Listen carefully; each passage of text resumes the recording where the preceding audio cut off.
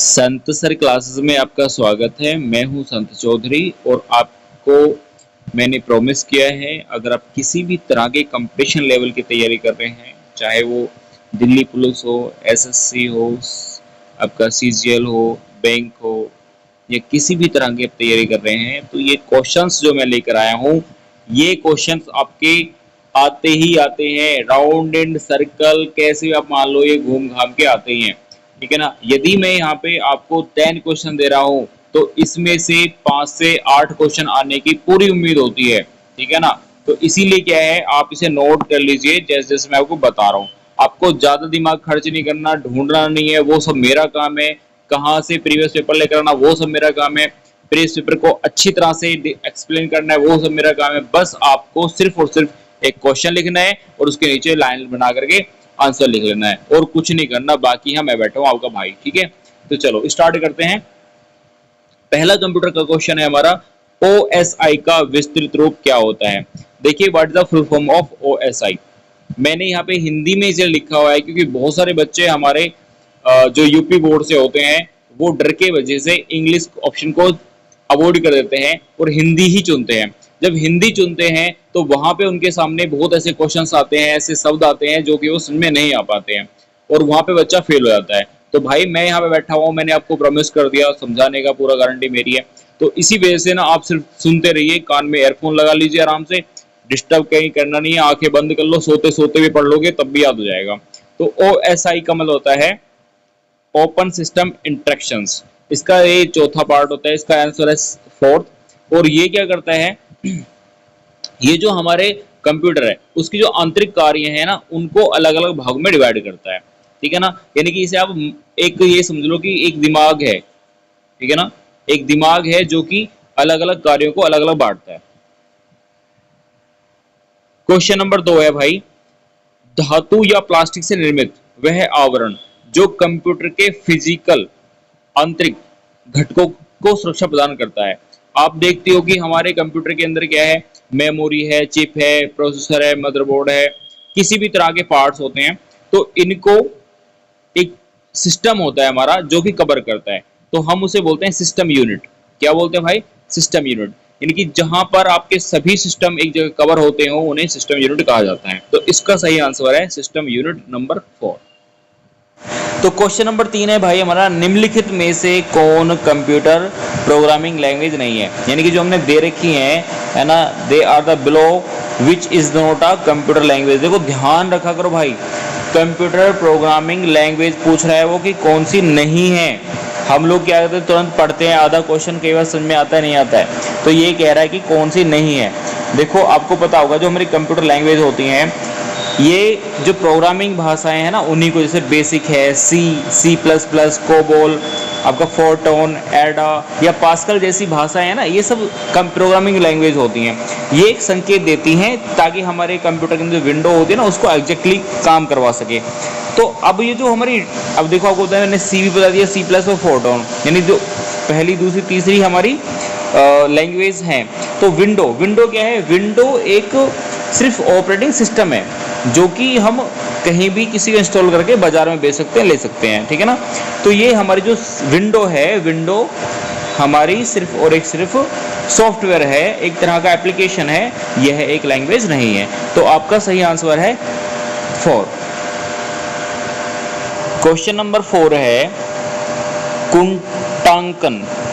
कुंटांकन का मतलब होता है इनक्रिप्शंस।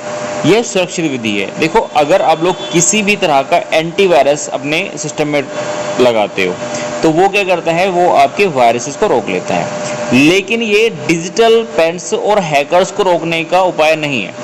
यानी कि अगर आपने एंटीवायरस डाल रखा है या आपने कुंटांकन लगा रखा है तो ये दैट इज फाइन, लेकिन आपके हैकर्स को नहीं रोक सकता ये। तो इसी हैकर्स से बचने के लिए, अपने सिस्टम को बचाने के लिए आपको इनमें से क्या करना चाहिए, यानी कौन सी विधि अपनानी चाहिए। तो रूटर्स की विधि, ब्रिज की विधि, हब्स की विधि या फायरवॉल्स की विधि।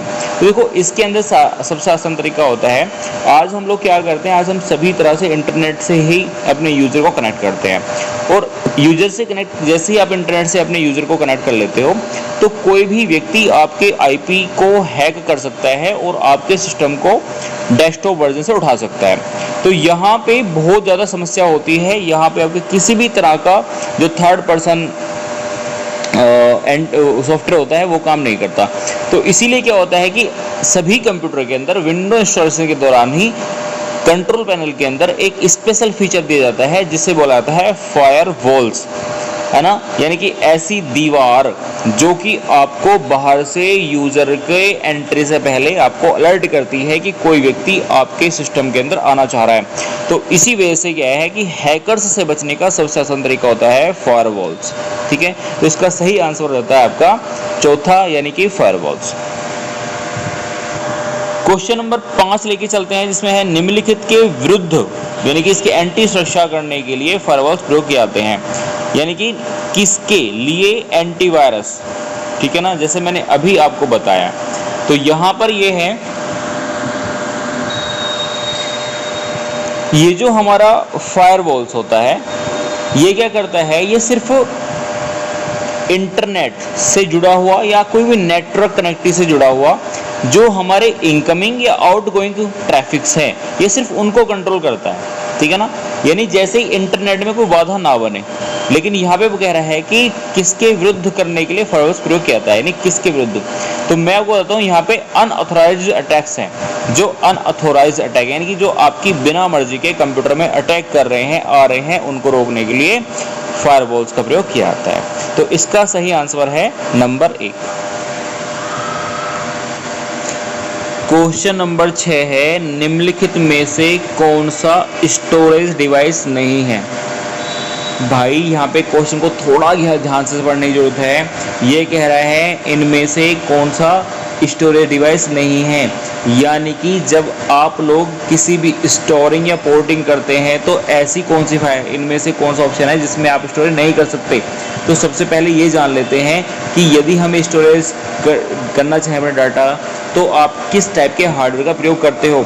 तो इस तरह में क्या है कि आप ऑब्जेक्ट के लिए चाहे तो आप स्टैंडर्ड रैम यूज़ कर सकते हो, कैचेस है, हार्ड डिस्क है, ऑप्टिकल डिस्क है, या बाहर से कनेक्ट होने वाला कोई भी यूएसबी है या फ्लॉपी डिस्क।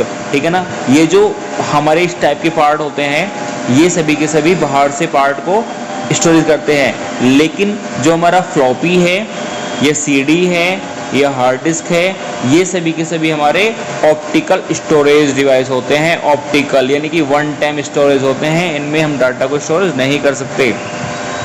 ठीक है ना, कब, जब हम विंडो को इंस्टॉल करते हैं। तो इसीलिए इनमें से आपका सही आंसर है नंबर 4, इनमें से कोई नहीं। क्वेश्चन नंबर 7 है, निम्नलिखित में से सिग्नल के मॉड्यूलेशन और विमा मॉड्यूलेशन की भूमिका कौन निभाता है। मॉड्यूल करता है और विमा मॉड्यूल करता है, तो इनमें से कौन सा निभाता है। तो आप यहाँ पे देखेंगे इसका जो सही आंसर है वो होता है मॉडेम। अब मॉडेम क्या है, मॉडेम होता है मॉड्यूलेटर, डिमॉड्यूलेटर। एक ऐसा डिवाइस है जो कि आपके द्वारा यानी यूजर के द्वारा किए गए सभी काम का एक कोड को डिकोड करता है। समझ रहा है ना, कोड को डिकोड करता है और आपको ये सूचना देता है कि आप इस कार्य से करने से आपका ये काम हो जाएगा। यानी कोई भी ऑब्जेक्ट, कोई भी इनपुट डालने से ये इस तरह का आउटपुट निकलता है। तो इसका सारा काम होता है कि डिजिटल डाटा को रिसीवर तक पहुंचाने के लिए जो काम करता है, मॉड्यूलेशन का काम करता है, वो होता है हमारा मॉडेम। तो क्वेश्चन नंबर 7 का सही आंसर है 4। निम्नलिखित में से सेंट्रल प्रोसेसिंग यूनिट यानी सीपीयू का घटक कौन सा है। तो सीपीयू का घटक का मीन्स यहाँ पे ये पूछ रहा है भाई आपसे कि इनमें से कौन सा फुल फॉर्म है या कौन सा इससे संबंधित है। तो यहाँ पे आप देखेंगे ALU तो होता ही नहीं है ना, माउस वगैरह। तो ये आपका सेंट्रल प्रोसेसिंग यूनिट से पूछ रहा है, CPU से। तो इसका सही आंसर होता है आपका 2, CPU, यानी कि ये है अर्थमेटिक लोडिंग यूनिट होता है और ये आपका कंट्रोल यूनिट करता है। ठीक है ना, तो कंट्रोल यूनिट सेंट्रल यूनिट का ही काम करता है। क्वेश्चन नंबर 9 है, CAD से आपका क्या तात्पर्य, यानी कि what do you know about CAD। तो आप CAD को समझ लीजिए।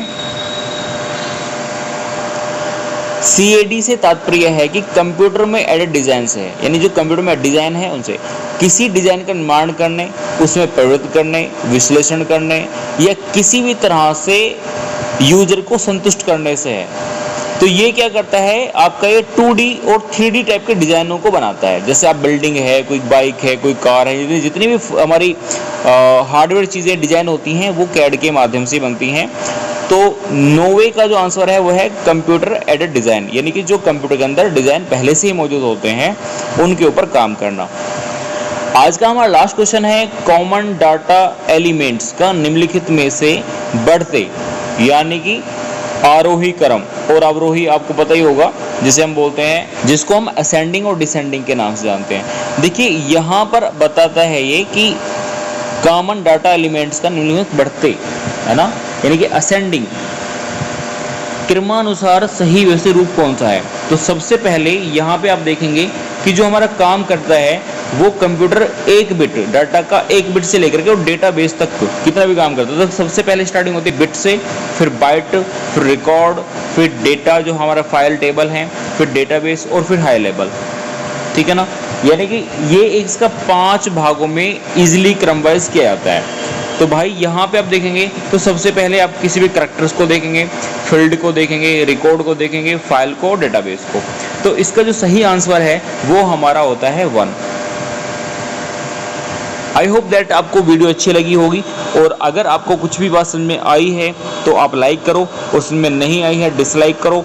और अगर आप मुझसे इस तरह की कोई और वीडियो जानना चाहते हैं और इसके अलावा किसी पॉइंट पे जानना चाहते हैं तो आप मुझे कमेंट में बताइए, मैं उसके ऊपर भी आपको बताने की प्रयास करूँगा। मिलते हैं अगली वीडियो में, जब तक धन्यवाद।